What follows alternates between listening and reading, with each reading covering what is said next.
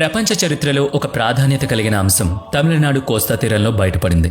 వేల సంవత్సరాల నాటి అతి ప్రాచీన తమిళ నగరం ఒకటి మున్నీటిలో ప్రచ్ఛన్నంగా ఉండిపోయింది ఇన్నాళ్లుగా. బంగాళాఖాతంలో మునిగిపోయిన ఆ నగరం వయసు ఇతమిద్ధాంతంగా ఇంత అని నిర్ధారించలేదు, కానీ పురాతత్వ పరిశోధకుల అంచనాల ప్రకారం దాని వయసు సుమారుగా 15,000 సంవత్సరాలకు పైమాటే. చెన్నై మెరీనా బీచ్కు సమీపంలోని సముద్ర జలాల్లో మునిగి ఉన్న ఆ నగరం తమిళ చరిత్రనే కాదు, ప్రపంచ చరిత్రను కూడా సరికొత్తగా ఆవిష్కరించగలదని భావిస్తున్నారు. 11,000 సంవత్సరాల జెరికో అనే ప్రాచీన నగరం ఒకటి ఇజ్రాయిల్ పాలస్తీనా వద్ద ఉంది. ప్రపంచ ప్రాచీన నగరంగా దానికి గుర్తింపు ఉంది. అదేవిధంగా 15,000 సంవత్సరాల చరిత్ర కలిగిన ఒక నగరం బంగాళాఖాతం తీరంలో ఉండేదని, ప్రాచీన తమిళులు ఇక్కడ నివసించారని పరిశోధకులు అభిప్రాయపడుతున్నారు. చెన్నైలోని national institute of ocean technology తన పరిశోధనలో భాగంగా తమిళనాడు కోస్తా తీరంలో బంగాళాఖాతంలోకి 2 పరిశోధన నౌకల్ని పంపింది. సాగర్ తార, సాగర్ అన్వేషిక అనే ఆ 2 ఓడలు సముద్ర పరిశోధనలకు నిర్దేశించినవి. సముద్రం అడుగున లోతట్టు తలం వరకు అవి పరిశోధిస్తూ ఉంటాయి. అక్కడ మట్టిని తవ్వి మరీ పరిశోధనలు చేస్తాయి. ఇందుకోసం ఆధునిక సాంకేతికతను వినియోగిస్తున్నారు. అలా 2019లో అవి తమ పరిశోధనను ప్రారంభించాయి. పుదుచ్చేరి, నాగపట్నంల మధ్యనున్న పూంపుహార్ వరకు అవి ప్రయాణించాయి. పూంపుహార్ ఇప్పుడు మైలాదుతరై జిల్లాలో ఉన్న ఒక సాధారణ నగరం. వేల సంవత్సరాల క్రితం ప్రాచీన తమిళ ప్రజలు నివసించిన ప్రాంతంగా పూంపుహార్ ప్రసిద్ధి. సాగర్ తార, సాగర్ అన్వేషికలు పూంపుహార్ నుంచి బయలుదేరి సముద్రం లోపలి వరకు వెళ్లిన తర్వాత సముద్ర తలాన్ని సుమారుగా 40 నుంచి 50 కిలోమీటర్ల పరిధిలో మ్యాపింగ్ చేశాయి. నీటి ఉపరితలం కింద ఉన్న వాతావరణాన్ని స్కాన్ చేశాయి. భారతీదాసన్ విశ్వవిద్యాలయం ఇంకా అనేక ఇతర విశ్వవిద్యాలయాలు సైతం ఈ పరిశోధనల పట్ల ఆసక్తికరంగా ఉన్నాయి. తీరం నుంచి 40 నుంచి 50 కిలోమీటర్ల దూరంలో సముద్ర జలాల లోపల ప్రహరీ గోడలు కలిగిన ఇళ్లు కనిపించాయి. తీరానికి 11 కిలోమీటర్ల దూరంలో సముద్రం లోపల శిథిలమైన స్థితిలో నౌకా రేవులు కనిపించాయి. కనీసం 70 నుంచి 80 నౌకల్ని ఒకేసారి లంగరు వేసి నిలపగలిగినంత విశాలమైన ఓడరేవు అది. ఇక దీపస్తంభం అంటే లైట్ హౌస్ కూడా ఉందక్కడ. మరి నౌకాయానం చేసిన ప్రాచీన రాజవంశాల గురించి చరిత్రలో వెతికి చూశారు. చోళ రాజవంశం కావేరీ పూం పట్టణాన్ని ఏలిన సంగతి చరిత్రలో ఉంది. పూంపుహార్ అని ప్రస్తుతం పిలువబడుతున్న ప్రాంతం అదే. ఆనాడు నగరం సముద్రంలో మునిగిపోయిందని చెప్తారు. ఆనాటి చరిత్రకు ఈనాడు ఆధారాలు లభించాయి.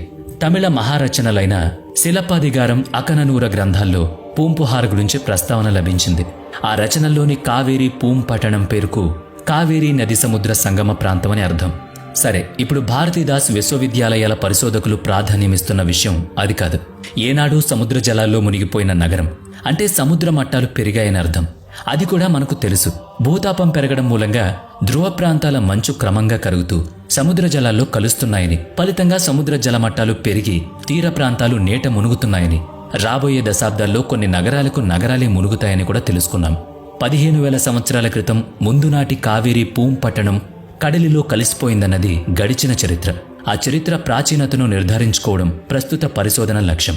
ప్రస్తుతం పూంపుహార్, పుదుచ్చేరి, కరైకల్, నాగపట్టణం నగరాలు తీరం వెంబడే సముద్ర మట్టానికి సమానమైన ఎత్తులో ఉన్నాయి. 100 ఏళ్ల క్రితం ఆ సముద్ర మట్టం మరింత దిగువకు ఉండేదట. 2000 ఏళ్ల క్రితం మరింత దిగువకు ఉండేదట. మరింత కాలం వెనక్కి వెళితే అవి మరింత లోతులో ఉండేవని అర్థం చేసుకోవచ్చు. అంటే ఆనాటి నగరాలు కూడా అంతే లోపలికుండేవని అర్థం. 15,000 సంవత్సరాల క్రితం అవి ఇంకెంత లోతట్టు ప్రాంతాల్లో ఉండాలో ఒక్కసారి ఆలోచన చేయండి. పరిశోధకులు అదే పని మీద ఉన్నారిప్పుడు. డీప్ సీ రీసెర్చ్ జరుగుతోంది కనుక మరిన్ని వివరాలు తవ్వకాల్లో త్వరగా బయటపడొచ్చు. మనకు 15,000 సంవత్సరాల గతం అంటే అదేం చిన్న విషయం కాదు. మన జాతి చరిత్రకు, వికాసానికి సంబంధించిన విషయం అది. అసలు ప్రాచీనత అనేది ఎలా నిర్ణయించబడిందో తెలుసా? ఆనాటి పాత్రలు, మట్టి కుండలు, అలంకరణ సామాగ్రి, జంతువుల రేఖా చిత్రాలు, పూసలు, ప్రాచీన లిపి, ఖగోళ చిత్రాల గీతలు, బొమ్మలు, శిలాజాలుగా మారిన ఆనాటి కీటక, జంతు, వృక్ష జాతుల అవశేషాలు ఇంకా అటువంటివి దొరికినప్పుడు వాటిని ఏ కాలంలో ఉపయోగించి ఉన్నారన్న దానిపై ఇప్పటికే ఉన్న సమాచారంతో పోల్చి కార్బన్ డేటింగ్ చేసి ప్రాచీన చారిత్రక రచనల్లోని ప్రస్తావనలతో సరిచూసి ఒక అంచనాకొస్తారు. అలా ఇజ్రాయిల్ పాలస్తీనాల జెరికో నగరం 11,000 సంవత్సరాల ప్రాచీనత కలిగిందిగా పురాతత్వ పరిశోధనలు గుర్తించాయి. నగర సంస్కృతికి ఆ ప్రాచీన దేశాలే తొలి అడుగులు వేశాయని చెప్తున్నారు. అయితే భారతీదాసన్ విశ్వవిద్యాలయ పరిశోధనల్లో 15,000 సంవత్సరాల పూర్వమే పూంపుహార్ ప్రాంతంలో ప్రహారీ గోడలు కలిగిన ఇండ్లు ఉన్నట్టు కనుగొన్నారు. ఈజిప్ట్ సముద్ర తీరంలో మాదిరిగా పూంపుహార్లోనూ లైట్ హౌస్ ఉందన్నారు. పదుల సంఖ్యలో ఓడలు నిలపగలిగే ఓడరేవులు ఉందని చెప్తున్నారు. వాటి వాస్తవిక వయసు తెలియాలంటే పరిశోధనలు పూర్తి కావాలి. ఈ లెక్కన ప్రపంచంలో తొలి నగరవాసులు, నగర సంస్కృతి తమిళ ప్రాంతంలో ఉద్భవించినట్టుగా చరిత్రను సరిచేయాల్సి వస్తుంది. అప్పుడు కావేరీ పూంపట్టణం చరిత్ర పుటలకెక్కుతుంది. వినడానికే మహా అద్భుతంగా గర్వంగా అనిపించడం సహజం.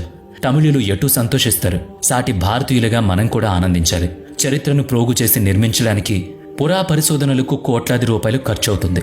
అందుకే మన దేశంలో పురాతత్వ తవ్వకాలు దశాబ్దాల పాటు కొనసాగుతూ ఉంటాయి. వాటికి నిధులు కేటాయింపు ప్రభుత్వమే చెయ్యాలి కనుక వాటి సర్దుబాటుకు చాలా సమయం పడుతుంది. ఇప్పుడు ఈ విషయంలో కూడా మరింత సమయం పడుతుందని చరిత్ర పరిశోధనల పట్ల ఆసక్తి కలిగిన వాళ్ళు అంటున్నారు.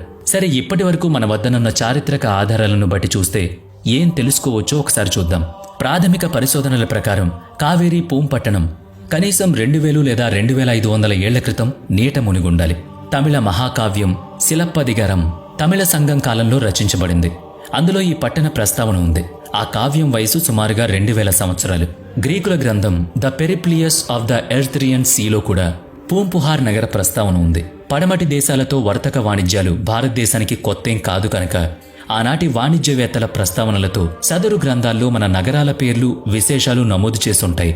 కావేరీ పూంపట్టణాన్ని సందర్శించిన బౌద్ధ సన్యాసి బుద్ధదత్త రచనల్లోనూ నగర విశేషాలు లభిస్తున్నాయి. ప్రస్తుతం కావేరీ నదిలో నీటి మట్టం చెప్పుకోదగ్గ స్థాయిలో లేదు. అయితే బుద్ధదత్త రచనల్లో కావేరీ నది స్ఫటికమంత తేటగా ఉందని ప్రశంసించడం చూడొచ్చు. ఇది 2000 సంవత్సరాల నాటి మాట. తంజావూరు కావేరీ తీరనగరమని మీకు తెలుసు. కరికాలుని పరిపాలనా కాలంలో చోళరాజులకు తంజావూరు ముఖ్య పట్టణంగా భాసిల్లింది. అప్పట్లో కావేరీ పూంపట్టణం పట్టినంపాకం మరువూర్పాకం అనే 2 ప్రాంతాలుగా ఉండేదని చరిత్ర చెప్తోంది. రెండిటిలో మరువూర్పాకం బంగాళాఖాతం తీరానికి సమీపాన ఉండేది. ఆ 2 నగరాలను వేరు చేస్తూ పెద్ద తోట ఉండేది. ఆ 2 నగరాల్లోనూ పూరి గుడిసెలు కాదు, అంతస్తులు భవనాలు ఉండేవి. చోళనాడుకు సంబంధించి వివిధ పతాకాలు ఆ భవనాల మీద రెపరెపలాడేవి. వాణిజ్య వసారాల కోసం నగరంలో బస చేసిన ఈజిప్ట్, గ్రీక్ వ్యాపారుల నివాస భవనాల మీద వారి వారి దేశాల జెండాలు ఎగిరేవి. ఇంతకీ బుద్ధదత్తుని రచనను బట్టి తెలుస్తుంది ఏంటంటే, ఇతర జాతుల పట్ల సహనం, పరస్పర గౌరవాలు ఉండేవని, వారి వారి ఆచారాలు సాంప్రదాయాల పట్ల ఆదరణ ఉండేదని అర్థమవుతోంది. అంటే ప్రాచీనులు అనగానే ఏదో గాలికి ధూళికి జీవించేసిన వాళ్ళు కాదు, మనకంటే ఉత్తమమైన నాగరికత కలిగిన సభ్య సమాజవాదులు వాళ్ళు. పరస్పర గౌరవాలు ఇచ్చిపుచ్చుకోవడానికి న్యాయమైన వ్యాపార వాతావరణం ఉండేవని, పొరుగు దేశం వాళ్లు కదా దోచుకుందామనే భావన ఉండేది కాదని ఈ విషయాలే మనకు చెప్తున్నాయి. తీరానికి దూరంగా ఉన్న పట్టణ పాకల్లో రాజకుటుంబాలు నివసించేవి. వైద్యులు, సైనికాధికారులు కూడా అక్కడే నివాసం ఉండేవారని, నగరంలో రాజుల ఉద్యానవనాలు ఉండేవని ఆ రచన ద్వారా తెలుస్తోంది. ఇవన్నీ 2000 సంవత్సరాల నాటి గ్రంథాల్లోని వివరణాత్మక వర్ణనలు. ఇప్పుడు ఇవన్నీ మనం గుర్తు చేసుకుంటున్నాం కదా. ఒకసారి తాజా సముద్ర పరిశోధన వద్దకు వెళ్ళొద్దాం. ఇంతవరకు చరిత్ర రచనలుగా చెప్పుకున్న ప్రాంతాల, నివాసాల, వ్యాపార స్థలాల వర్ణనలతో సరిపోతున్న నగర శిథిలాలు పూంపుహార్ తీర సముద్ర జలాల దిగువన విశ్రాంతి తీసుకుంటూ ఆనాటి నాగరికతల ఆనవాళ్లుగా నిలిచిపోయాయి. తమిళనాట పలు విశ్వవిద్యాలయ పరిశోధకులు కావేరీ పూంపట్టణ ప్రాచీనత, ఉనికి, వికాసాల చరిత్రను అధ్యయనం చేసే పనిలో ఉన్నారిప్పుడు. ఈ మధ్యలో కోవిడ్ మహమ్మారి కారణంగా చాలా కాలం పరిశోధనలు నిలిచిపోయాయి. 2023 నుంచి తిరిగి వాటిని కొనసాగిస్తున్నారు. ఇంతకీ అంతటి మహానగరం సముద్రంలో ఎలా మునిగిపోయిందన్నది తెలుసుకోకుండా వీడియో ముగిస్తే అసమంజసంగా ఉంటుంది. అసమగ్రతను తొలగించడం కోసమే కదా మన ఈ పరిశోధన.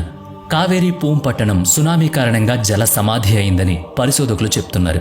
సుప్రసిద్ధ తమిళ కావ్యం మణిమేఖలైలో కడలి తరంగాలు నగరాన్ని మింగేశాయని, సముద్రం నగరాన్ని తన గర్భంలో దాచుకుందని చెప్పబడింది.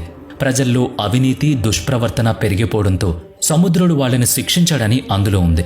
దురాశ, మోసం పేరుకుపోవడంతో ప్రక్షాళన జరిగిందని ఉంది. కట్టు తప్పితే దండం విధించే అధికారాన్ని ప్రకృతి తన ఆధీనంలో ఉంచుకుంటుందని రాయబడింది. నివాసాలు, ఆలయాలు, వాణిజ్య ప్రాంతాలు సమస్తం జల సమాధి అయిపోయాయి. బహుశా ఓ 2000 సంవత్సరాల క్రితం గొప్ప సముద్ర ఉప్పెన ముంచుకొచ్చి సదరు నగరం కొట్టుకుపోయి ఉంటుంది. మునిగిపోయి ఉండాలన్నది కూడా పరిశోధకుల అంచనా. అలా ఆ భూభాగం కూడా సముద్రపు ముంపుకు గురైంది. మరికొందరి వాదన ప్రకారం సముద్ర జలమట్టం పెరగడం మూలంగా తీర ప్రాంత నగరాలు జలసమాధి అయ్యుంటాయని చెబుతున్నారు. ఏదైనా గానీ సముద్రపు ముంపుకు గురికావడం అనేది మాత్రం సత్యమని తెలుస్తోంది. పూంపుహార్ చరిత్ర జలసమాధి నుంచి వెలుపలికి వచ్చి ప్రపంచ నాగరికతల చారిత్రక ఆవిర్భావ, వికాసాల ప్రాచీనతలను సరికొత్తగా ప్రకటిస్తుందని ఆశిద్దాం. తమిళ సోదరులకు, భారతీయులకు ఇది ఒక ఉత్సాహాన్ని అందిస్తుందని, చరిత్ర పరిశోధనలకు సరికొత్త ఊపునిస్తుందని కోరుకుందాం. మరి దీనిపై మీ అభిప్రాయం కూడా మాతో పంచుకోమని కోరుకుంటున్నాం. తమిళ ప్రాంతంలోని బంధుమిత్రులు ఎవరైనా ఇందుకు సంబంధించిన మరిన్ని వివరాలను కామెంట్ బాక్స్లో తెలియజేయచ్చు.